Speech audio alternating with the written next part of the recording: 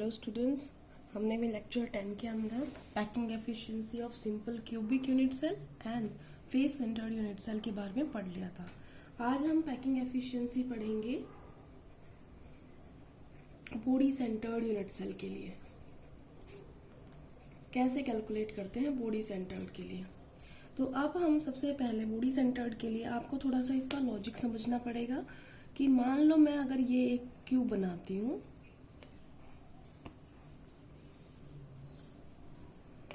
तो body centred का मतलब होता है पार्टिकल्स एट कॉर्नर्स प्लस में एक बॉडी के सेंटर में। तो पहले मैं एक बॉडी का सेंटर बना लेती हूँ।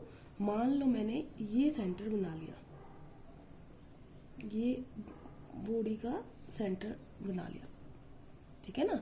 अब मैं पार्टिकल्स कॉर्नर्स में रख रही हूँ। तो ये बॉडी हमने अभी तक जितने भी पैकिंग एफिशिएंसी लिए हैं हम कैलकुलेट करते हैं जो स्फीयर टच में हो। तो इसके स्फीयर के टच में कौन होगा जो बॉडी डायगोनल पे स्फीयर होंगे वो होंगे। तो अगर ये कॉर्नर है तो बॉडी डायगोनल का मतलब क्या होता है, यहां से शुरू करोगे तो अंदर से जाते हुए वो कहाँ जाएगा। मान लो मैं यहाँ से ऊपर की साइड जा रही हूँ तो पीछे वाले से मैच करेगा, है ना। तो और अगर मान लो ये यहाँ पर फ्रंट वाला लिया तो वो किस वाले से करेगा, इस वाले से करेगा। तो अब हम बात कर रहे हैं, मान लो हमने ये लगा लिया, तो अगर मैं ये फ्रंट का कॉर्नर वाला पार्टिकल ले रही हूँ कि ये हमारा कॉर्नर वाला पार्टिकल है, ये हमारा बॉडी सेंटर्ड का पार्टिकल है, तो कौन से वाले से लेगा ये मैच करेगा पीछे वाले से, ठीक है ना। ऐसे ये आपको समझना बहुत जरूरी है। अगर ये समझ में नहीं आया तो आपको समझ नहीं आएगा। इसके लिए आप अपने रूम को देखो। अब अपना रूम जो है, मान लो उसकी सारी साइड्स बराबर है, तो अगर आप सोचो बॉडी डायगोनल का मतलब क्या होता है, तो बॉडी डायगोनल का समझ लो मतलब कि आपका एक कॉर्नर जो है छत का वो आपने फर्श वाले से मिलाना है और डायगोनली जाना है। तो अब आपको समझ में आएगा कि जब आप आगे वाले से शुरू करते हो तो पीछे वाले कॉर्नर पे जाता है रूफ का। मान लो ये आपकी रूफ है, एक कॉर्नर है, तो ये फर्श वाले कॉर्नर के अपोजिट साइड वाले पे जाता है। तो इसका मतलब ये अगर बैक वाला है तो फ्रंट वाले से मैच करेगा, फ्रंट वाला है तो बैक वाले से मैच करता है, और तब वो बीचों बीच जाएगा और तब वो बॉडी डायगोनल के अंदर से होता हुआ जाएगा। ये आपने समझ लिया तो फिर आप इसको समझ सकते हैं। अब हमें क्या निकालना है, हमें पैकिंग एफिशिएंसी निकालनी थी। तो पैकिंग एफिशिएंसी के लिए आपका फॉर्मूला क्या था, पैकिंग एफिशिएंसी के लिए कितना वॉल्यूम ऑक्यूपाइड है बाय द स्फीयर्स या बाय द एटम्स, बटे में कितना है यूनिट सेल का वॉल्यूम ऑफ यूनिट सेल, और इनटू में 100, यही था। अब बात करते हैं हमें वॉल्यूम ऑक्यूपाइड बाय स्फीयर कितना है। ये आप इजीली कैलकुलेट कर सकते हैं क्योंकि कितने नंबर ऑफ एटम्स है पहले तो ये पता करने हैं। तो बॉडी जो सेंटर्ड यूनिट सेल होती है उसमें पार्टिकल्स जो कॉर्नर पे हैं उनका कंट्रीब्यूशन 1 आया है, प्लस में एक बॉडी का सेंटर है तो उसका 1 होता है, तो टोटल पार्टिकल्स 2 होते हैं। तो 2 तो ये है स्फीयर, और एक स्फीयर का कितना होता है 4/3 पाई आर की क्यूब, ठीक है। अब बात करते हैं हम कि हमें इसको जो ए की वैल्यू है वो आर की रिस्पेक्ट में लेके आनी है। अब हो क्या रहा है, देखो अगर आप यहाँ पे मिलाओगे ना, ये वाला नहीं लेंगे हम, इसका इसके साथ नहीं ले सकते, हमें बॉडी डायगोनल वाली वैल्यू चाहिए।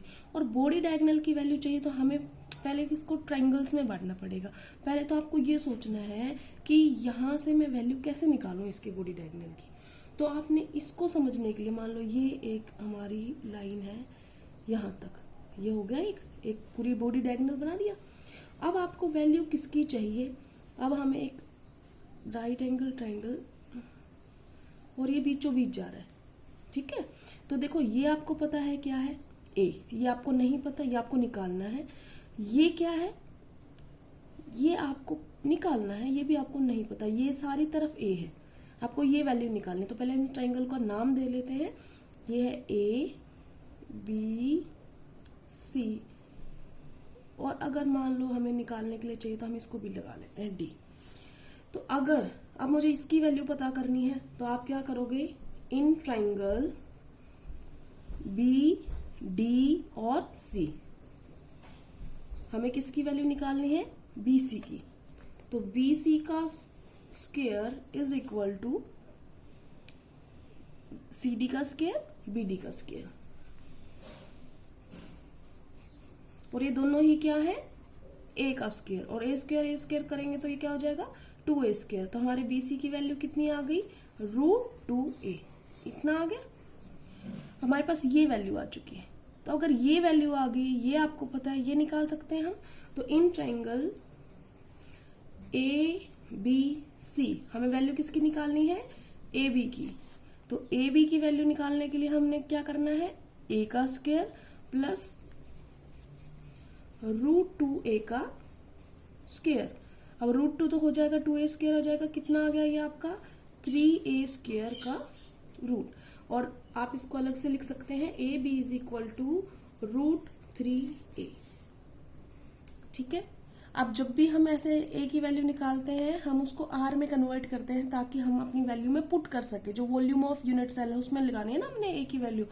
तो हमें अब निकालना है कि AB को क्या हम लिख सकते हैं उसके हिसाब से। तो लिख सकते हैं, देखो 1r, बॉडी डायगोनल है ये 2r, 3r और ये 4r। तो आपका हो गया ये AB = 4r। तो AB बराबर है, तो हम क्या कर सकते हैं, √3a = 4r। तो a की वैल्यू हमारे पास आई 4/√3r। ये आपकी वैल्यूज आ गई। अब बात करते हैं हम वॉल्यूम ऑफ यूनिट सेल की। हमने ये तो निकाला ही हुआ है, ये वाली चीज निकाल रहे हैं। Volume of unit cell = a की क्यूब, और a की क्यूब करेंगे तो 4/√3r की, ये हो गया क्यूब। बस पुट कर दो, क्वेश्चन हो जाएगा आपका। पहला क्या निकाला आपने, ये आपने पैकिंग एफिशिएंट निकालने के लिए वॉल्यूम ऑक्यूपाइड बाय स्फीयर्स। तो ये हमारी वैल्यू यहाँ पर है, ये हमने ले ली 2 × 4/3 πr की क्यूब बटे में volume of unit cell. Volume of unit cell हमने यहां से लेना है, और ये हो गया आपका। और जब आप इसको पूरा कैलकुलेट करोगे, इसकी वैल्यू आ जाएगी 68%। और BCC के लिए पैकिंग एफिशिएंसी 68% होती है। इसका मतलब इसका एम्प्टी स्पेस अगर कोई पूछे परसेंटेज, तो आप सिंपल 100 में से 68 माइनस कर दो। 32% जो है वो वॉइड्स ने लिया है, बाकी पैक्ड है सब कुछ। ठीक है, ये हो गया हमारा। Thank you class.